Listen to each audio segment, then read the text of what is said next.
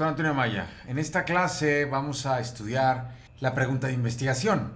La pregunta de investigación debe de ser fineris.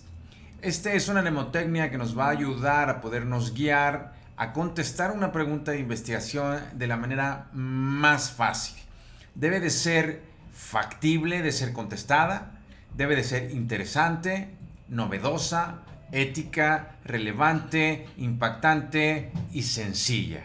La factibilidad habla de tener los suficientes recursos para poder realizar todo lo necesario para contestar la pregunta de investigación. Por ejemplo, debemos de tener los recursos económicos para poderlo contestar. Si el costo es prohibitivo, si es muy alto, debemos de considerar un diseño más económico o desarrollar varias investigaciones para poder contestar en su totalidad la pregunta. También debe de ser factible en tiempo y por supuesto los recursos en infraestructura, si tenemos las instalaciones, los equipos, todo lo necesario para poderlo contestar e incluso en los recursos humanos. Si tenemos los expertos necesarios para que nos ayuden a realizar el proyecto de investigación y que podamos contestar de manera fehaciente la pregunta de investigación.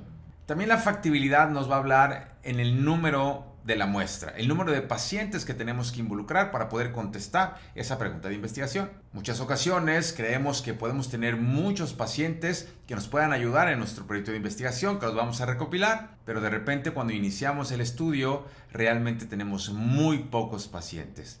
Algunos se van a eliminar, algunos se van a excluir y algunos otros se van a rehusar a participar en nuestro proyecto. ¿Para quién debe de ser interesante? Pues para ti, para el investigador y para todas las personas que van a estar alrededor tuya haciendo el proyecto de investigación. También debe de ser interesante para la institución en donde se llevará a cabo. En cuanto a lo novedoso, una pregunta no debe de ser totalmente original. Ya no hay nada nuevo bajo el sol. Todo prácticamente está escrito. Sin embargo, para poder determinar que algo no está hecho, debemos de estar seguros de eso y tenemos que hacer una buena búsqueda de la literatura para poder determinar si realmente algo no ha sido investigado o realmente yo desconozco que ha sido investigado. Cuando una población tiene rasgos distintos a una investigación original, podemos considerarla también que es una investigación nueva. Es decir, si estamos investigando o vemos un artículo, un ensayo clínico o algún estudio de investigación hecho en otra población, podemos de alguna manera reproducirla en nuestra población y podrá contar como una investigación nueva. O cuando hacemos alguna modificación metodológica para responder más eficientemente a la pregunta de investigación. Hay tres rubros para determinar que una pregunta pueda ser nueva. Novel, que nunca se ha hecho. Una semi-novel, que se usa casi todo para resolver un problema, pero le modifico algo. Y la casi nueva o casi novel, cuando uso la misma maniobra, el mismo tratamiento, el mismo aparatología, pero lo uso en otro entorno. Recuerda que para poder determinar algo que es nuevo o no, debo de realizar una búsqueda exhaustiva de la literatura. ¿En dónde voy a realizar esta búsqueda? Bueno, pues voy a utilizar todas las bases de datos posibles existentes en la red. El Medline o el PubMed es la biblioteca de los Estados Unidos de Norteamérica, en el cual el 80% de las publicaciones se originan en la Unión Americana y el 20% en el resto del mundo. Embase es una base europea que de igual manera el 80% de las publicaciones son publicaciones generadas en Europa. Lilacs es 100% de Latinoamérica, Artemisa 100% México, Cielo y Ovid el 80% está Asia, África y el 20% Latinoamérica. Y bueno, también las publicaciones que no tienen resultados positivos o que no han sido publicadas o aceptadas en revistas internacionales, podemos encontrarlas como literatura gris. Hay algunas bases de datos, repositorios, tesis, todo lo referente al mismo tema que nos puede ayudar a contestar nuestra pregunta de investigación se le va a denominar literatura gris. También las investigaciones deben de ser éticas, es decir, no deben dañar, no tener riesgos inaceptables y no invadir la privacidad de los pacientes. Los principales valores éticos que debemos de incluir en nuestras investigaciones es el principio de no dañar, el principio de beneficencia, el principio de autonomía y el de justicia.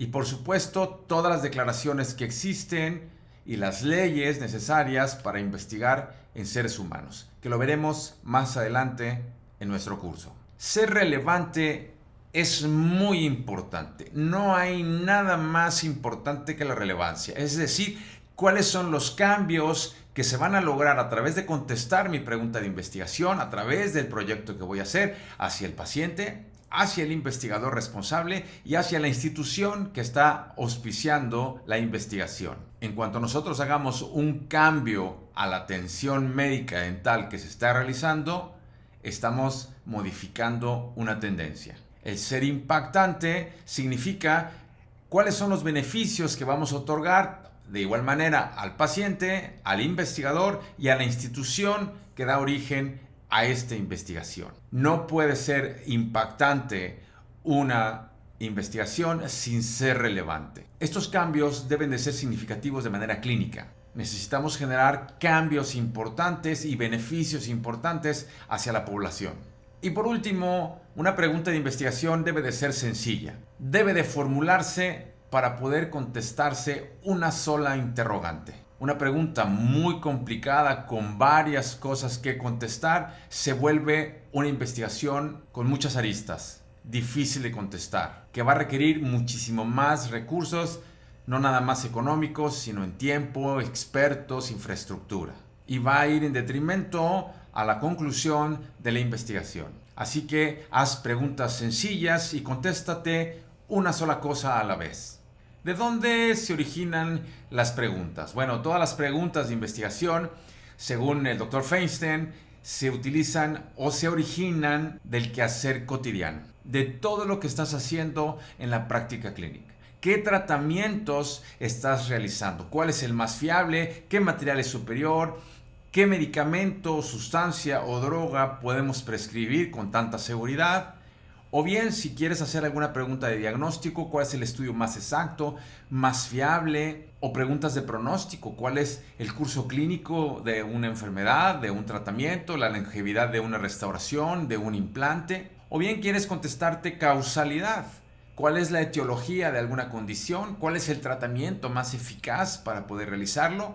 Todas estas preguntas van a ser contestadas a través de un diseño metodológico diferente, que también lo vamos a revisar. Para eso tú tienes que delimitar lo más posible tu pregunta sin que sea imposible de responder. Recuerda, una pregunta demasiado amplia te va a dificultar de contestarla, pero una pregunta demasiado pequeña no va a ser suficiente para poder contestar a alguna cosa clínica que tú quieras responder.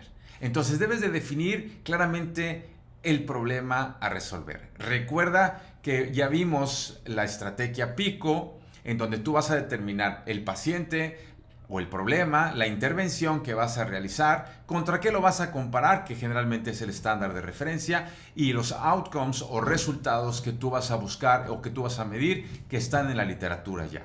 Eso te va a facilitar de una manera significativa la estrategia de búsqueda y vas a definir el tipo de evidencia y el diseño de estudio más adecuado para poder responderla. Al principio, cuando estás elaborando tus propias preguntas de investigación, resulta que la pregunta original es demasiado amplia. El primer paso que tú tienes que hacer es decidir qué elementos son los más importantes y hacer una búsqueda de hit and run. Esto significa que vas a las bases de datos y colocas los términos más importantes de tu pregunta: el problema, la intervención, la comparación y el resultado que estás buscando, para ver qué es lo que te va a dar como resultado. Y si surgen más preguntas de investigación, anótalas, que posiblemente vayas a desarrollar una línea de investigación y esas preguntas también las contestarás a través de otros estudios. Por ejemplo, esta pregunta: ¿en pacientes con enfermedad periodontal mejora su pronóstico con regeneración tisular guiada? Es demasiado general, demasiado corta. Vamos a encontrar muchísima información. Pero si ponemos un adulto entre 45 y 55 años que presenta un defecto óseo de 2 paredes en la región distal del primer molar inferior, podría mejorar el pronóstico dental si se utiliza plasma rico en fibrina en su modalidad de sticky bone combinado con una membrana resorbible Volumax. Bueno, pues es demasiado específica. Encontrar todos esos elementos en la literatura juntos va a ser un verdadero problema. Por lo tanto, tenemos que buscar un equilibrio entre la amplitud y la precisión de cada una de las preguntas que vayamos a realizar. Y quedaría así: en adultos que presentan un defecto óseo de 2 o 3 paredes en la región de molares, podría mejorar el pronóstico dental si se utiliza el plasma rico en fibrina en su modalidad de sticky bone comparado con la colocación de una membrana reabsorbible Volumax. Entonces tenemos identificada nuestra pregunta pico: adultos con defectos óseos de 2 o 3 paredes. La intervención es la colocación del sticky bone. ¿Comparado con qué? Con una membrana reabsorbible. ¿Y qué vamos a medir como resultados? Nivel de inserción, profundidad de sondeo, disminución de bolsa, densidad ósea. Todo lo que el doctor Cortellini nos ha dado en un artículo clásico que tenemos que medir los resultados en este tipo de procedimientos. Ya que tenemos la pregunta de investigación con la mnemotecnia pico e identificados todos sus elementos, vamos a revisar la mnemotecnia fineris. ¿Es factible de ser contestada esta pregunta aquí en la universidad? Bueno, tenemos una población considerable que está presentando defectos óseos de 2 o 3 paredes en los molares y tendríamos que preguntarnos si podríamos conseguir la centrífuga para poder realizar el plasma rico en fibrina, o ayudarnos de nuestros amigos de la Universidad de Montemorelos para poder lograr un préstamo de la misma. Contamos con los expertos, por supuesto, periodoncistas, coordinadores, cirujanos. Es interesante, por supuesto que es interesante para los investigadores, los estudiantes, los pacientes y la universidad, ya que es una técnica relativamente económica para resolver muchos de los casos que estamos recibiendo. ¿Es novedosa? Por supuesto que es novedosa, ya que el plasma rico en fibrina es una técnica relativamente nueva, derivada de otras técnicas, es una técnica de última generación que se está probando y dando resultados muy buenos a través de lo que se encuentra en la literatura. Es ética, por supuesto, porque cumple con todos los principios bioéticos de beneficencia, no maleficencia, de justicia, porque todos van a tener la posibilidad de poder participar y de recibir este tratamiento, y de autonomía, que es la libre decisión de cada uno de los pacientes de aceptar entrar o no entrar a nuestro protocolo. Es relevante, por supuesto, porque va a dar cambios importantes en la población, en nuestro punto de vista como investigadores, maestros, estudiantes, y para la institución, que le da una oportunidad de poder realizar otro tipo de tratamientos con mayores beneficios, que es donde viene lo impactante, los beneficios que vamos a tener. El podernos dar cuenta que de una técnica relativamente más económica y que es de tejidos autógenos, podamos regenerar de una manera más fácil las zonas que están teniendo defectos óseos.